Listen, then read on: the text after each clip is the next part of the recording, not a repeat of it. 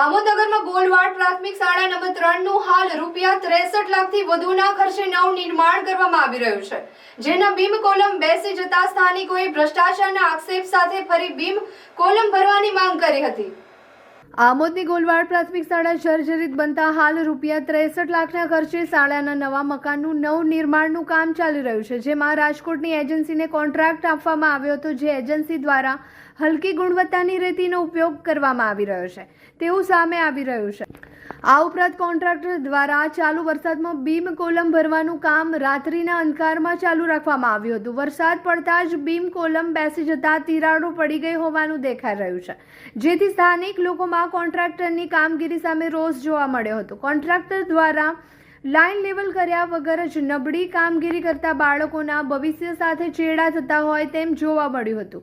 શાળાનું મકાન બનાવતી રાજકોટની એજન્સીના હાજર સ્થાનિક સુપરવાઇઝરે ગોળ જવાબ આપ્યા હતા। શાળાની મજબૂતીનો પાયો ગણાતા બીમ કોલમમાં મોટા પાયે ભ્રષ્ટાચાર કરતા સ્થાનિકોમાં એજન્સી સામે રોષ જોવા મળ્યો હતો, જેથી સ્થાનિકો દ્વારા શાળાના મકાનની હાલમાં ચાલતી કામગીરીને લાઇન લેવલ કરી ફરીથી બનાવવામાં આવે તેવી લોક માંગ ઉઠી છે। મારું નામ કલ્લોલ કુમાર ધીરેન્દ્રનાથ રાય। મારું મકાન બાજુમાં છે। આ સ્કૂલનો કામગીરી આજે મહિનાથી આ મારો ખાડો ખોદેલો છે દિવાલની બાજુમાં, તો એક મહિના થઈ ગયો 8-8નું ખાડું ખોદેલું છે। મને મહિના પહેલાં એમને કીધું હતું કે આ જેથી આ કામ વહેલું લેજો કે વરસાદ આવશે તો બેસી જશે, મારો દિવાલનું નુકસાન થશે। તો એ સાહેબને એમને એજન્સીને આ સ્કૂલ ટીચરને મેં જાણ કર્યું હતું, એ લોકો કોઈ ધ્યાન પર લીધું નહીં। આજે આ મારી નુકસાન થઈ એને ભરપાઈ કોણ આપવાની સાહેબ?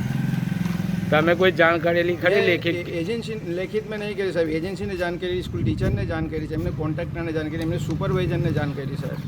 કોઈ મારે વાત પર તમે જાતે કન્સ્ટ્રક્શનના કારીગર છો, તો આ કામગીરી કેવી ચાલી રહી છે? કામગીરી તો તમે જુઓ સાહેબ, આ તમે નજરે જોઈ શકો આ કામગીરી છે। આ પેલો કોલમ પડી ગયા, આ 8x8નો ખાડો ખોદ્યો તે મોટો પૂરો નહીં, આ બેસી ગયા બાજુના મકાનોમાં, એ આખું ધાબોથી લઈને દિવાલ પર તિરાડો છે સાહેબ। એ નુકસાની કોણ આપશે? આ કેવી કામગીરી તમારી? વરસાદ પડ્યો એટલે બેસી ગયો। વરસાદ પડવાથી બેસો કેટલી થિકનેસ છે એની બતાવો મને। આ તમે ઊભા છો ત્યાં થિકનેસ કેટલી છે તમારી? બોલાવો। શું નામ તમારું? મયંક। તમે શું અહીંયા કામગીરીમાં છો? સુપરવાઇઝર। સુપરવાઇઝર છે। એસ્ટિમેટની કોપી છે તમારી પાસે? ના, હું મગવી લઉં। મંગાવો।